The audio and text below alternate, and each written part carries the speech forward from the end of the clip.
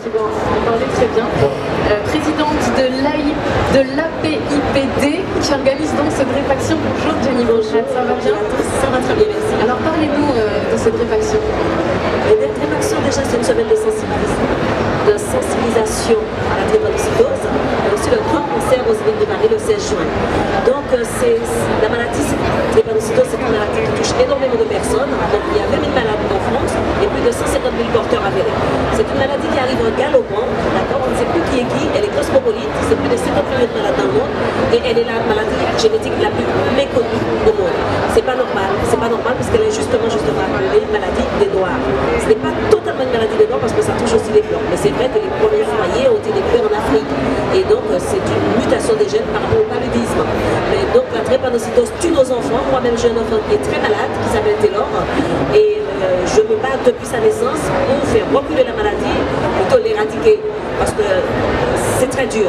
Quand un enfant de 5 ans vous dit « Maman, j'ai envie de mourir parce que j'ai trop mal », tu connais des choses, tue-moi parce que je ne peux pas vivre comme ça fait mal. Et quand il vous dit plus tard, à 6 ans, c'est comme si un marteau-piqueur me cassait les os, un tsunami dans le ventre, un tremblement de terre, et bien, toutes les mamans ont le ventre qui remue.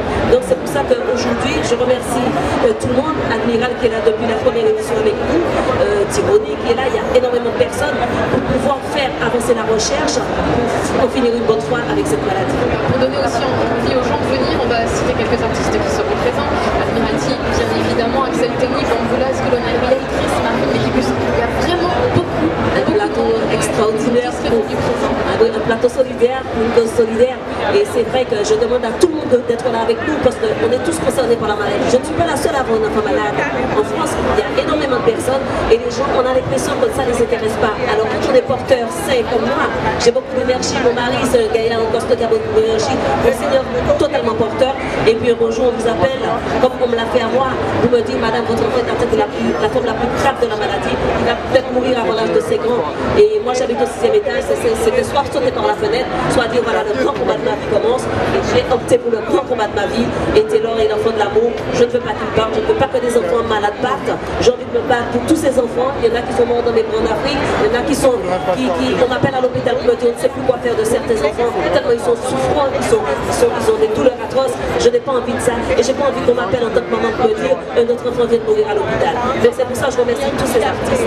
Moi, franchement, quand je vais à l'hôpital, que je vois mon petit neveu, c'est incroyable comment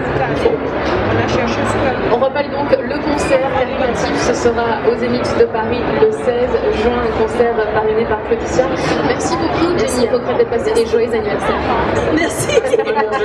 Joyeux anniversaire, joyeux anniversaire, Jenny.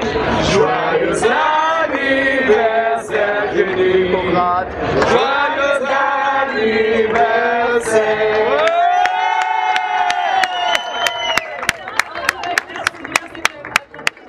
Merci beaucoup Admiralty d'être passé.